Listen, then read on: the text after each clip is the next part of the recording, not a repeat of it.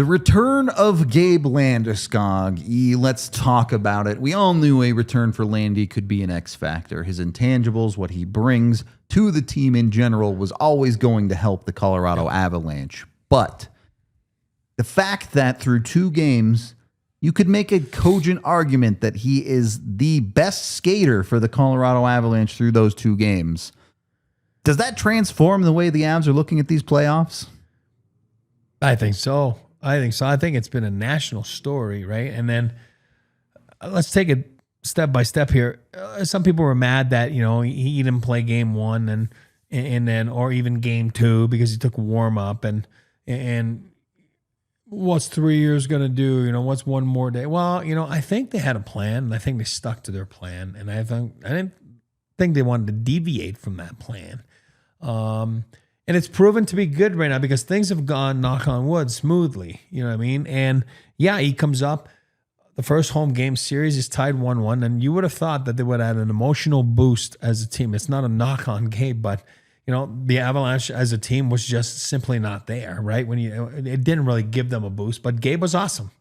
I think it proved to himself that he actually could jump into the National Hockey League playoff elevation of, the gears of playoffs, and obviously being absent almost 3 years. So I think he does bring you that. I think you saw it for real game 4.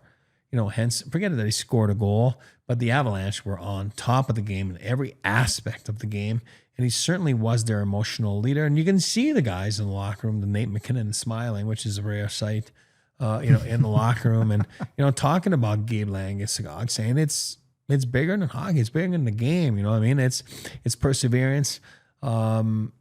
It's amazing. And I think he's enjoying it. He's got a smile on his face. The people are rallying behind his comeback. Obviously the team, the fans, the players, the management, even the opposition and the referees got in on it, saying, hey, welcome back, man. You know what I mean? I think you just got to put the competition aside for a second, and you can wish the guy, like Mikko did. You know what I mean? Good friends, and I'm not going to say the words on the air here, what he said, but you know what I mean? They were mic'd up and you can hear it. It's funny, but it's like, it's genuine. It's genuine because it's like, hey, welcome back. I'll say big fella. You know what I mean? Like, we all know that's not what he said, but so yeah, it's exciting to see. And can that be a factor for the Colorado Avalanche? Absolutely, in my book. It's something they've missed the last couple playoff seasons. And I think that this one they can ride with. And then, we've seen over the years this franchise, let's do it for Ray or whatever it is, right? Well, why can't you do it for Landy right now? I know he's won before, but it's like, wow, this game was taken away from him for 3 years. And you can tell now that he's never going to take it for granted. Yep. And maybe that can rub off on the rest of the team. And let's do it for each other, but let's do it for Landy, where he's made an unbelievable sacrifices to come back this last 3 years. And fun to see his family be part of it. And it's exciting. 2 points in game 4. Obviously, the goal is a pretty big moment, not just for the Avs, but to be honest, league-wide. Unless you're a Dallas Stars fan, if you didn't like that moment, boy, you might not like hockey. But as awesome as that is, and as great as Landeskog has played, maybe the more impressive parts of Landeskog's game for me are the physical stuff. Look, anyone can go run and crash into a guy, fine. Yeah. He did that to Mikko in game 3, by the way. But it's the strength that you're seeing from Gabe Landeskog. He's protecting pucks. He's battling net front. And he's strong on his feet. For a guy with a knee injury, you're seeing, certainly in games, looks great. Played 14, almost 15 minutes in game 4. Looks like the conditioning is good enough there. Obviously, I don't know what preparation he has to do pregame or if he's getting treatment postgame. Who knows? Yeah. But certainly the on-ice product looks like he's just fine.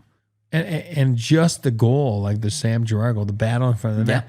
Even 20 seconds before that, he's having a battle in front of the net. They almost scored. So you could rewind the tape a little bit to when he played in Loveland for the Eagles, Colorado Eagles, the week before. And you could tell he was hungry to get in the scrums. And he was like, I've been waiting 3 years for this. You know what I mean? And I want to get involved in games. I want to bring my teammates down to the fight with me. And, it's been fun to watch. I do believe that there's even more to give for Gabe. I was skeptical. You were skeptical. The rest of the world was skeptical. He was probably skeptical himself. Yeah. Bednar, he's going to come back, but to what level?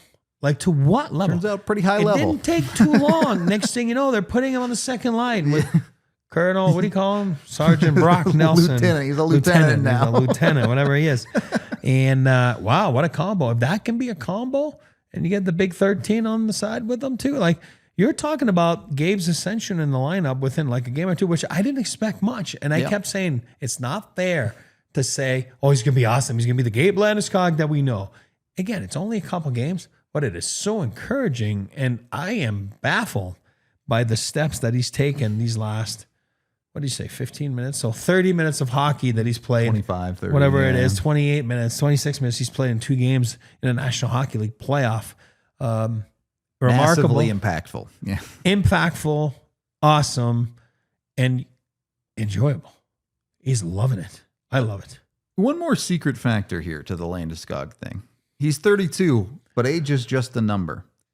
And like, obviously people age and things happen to them, but assuming the knee holds up, assuming the knee is good to go, that's 3 less years of wear and tear on Gabe Landeskog's body. If that isn't 3 full seasons of hockey that many of these other players have. And in these playoffs, does not have an 82-game regular season of wear and tear under his belt. This is a guy who may ascend through the playoffs in the quality of his play and may have legs at times where a lot of other players don't. It's hard for me to not think that Gabe Landeskog is just another factor thrusting the Avs into cup contention. Well, it's not human what he's done, so let's just put it that way. Put him in the alien list. Yeah, absolutely. Like, what's wrong with you? And it's 3 years now of learning about his body more than he did before. Yeah. He's always been in great shape, but I mean, man, yesterday he's in great shape right now. You know what I mean? Out. Like, Hulked out. He's in great shape. He's solid, and you can tell like he didn't just mess around at home. He didn't just go on a scooter and mess around, and he actually put in the work. He put in the hours. He put in. I mean, watch the documentary if you can. It's great, you know. So, but he's put in a lot of hours, and you're right. I think it's exciting to see what level he can take it. You know what I mean? Because it's been remarkable for the 2 games that he's been there. It's remarkable, and I think it's surprised himself, his coaches, fans, maybe the opposition too. Maybe.